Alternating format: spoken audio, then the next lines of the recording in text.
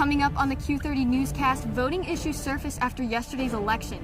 See what the Election Engagement Committee is doing about the complaints. And with the health center's shorter hours, they're looking for new ways to treat even more students. Meanwhile, student government is looking to open a pub on one of its campuses. And the big event is looking to make this year's day of service the best it's ever been. All that and more on the Q30. And I understand that next year you will be an assistant coach. Yes. So tell me what your expectations and the transition will be like going from playing on the mat to coaching on the sidelines.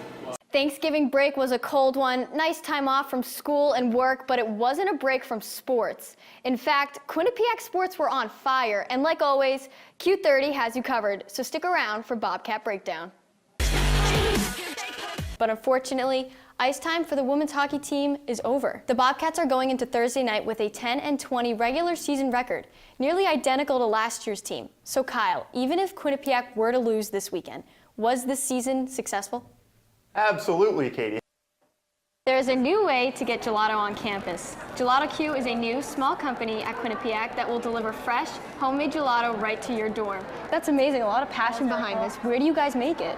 Well, we use a facility in New Haven, so. Wow, that's exciting. Well, I've never had gelato, so I'm ready to try some. You can catch the UCLA men's basketball team on TV this time, but not for their hoops. The team traveled to China last weekend for a charity event, but found themselves on trial after being arrested for shoplifting at a Louis Vuitton store. Last week, Chris Saplinski was fired. In 2012, former coach Robin Sparks was fired. And before that, in 2010, the school proposed to eliminate the sport entirely, but it wasn't, and it wasn't for a reason. Now, back in time for the full weather report, looking for brighter days, right, Colin? That's right, Katie. And Kyle, you're standing by with the weather. What do you have for us? Since 1988, the Quinnipiac poll has been conducting both statewide and national political surveys that have been cited on major news sources like CNN, Fox News, and NBC, among others. Olivia Schuler went behind the scenes to learn more about one of the landmarks of Quinnipiac.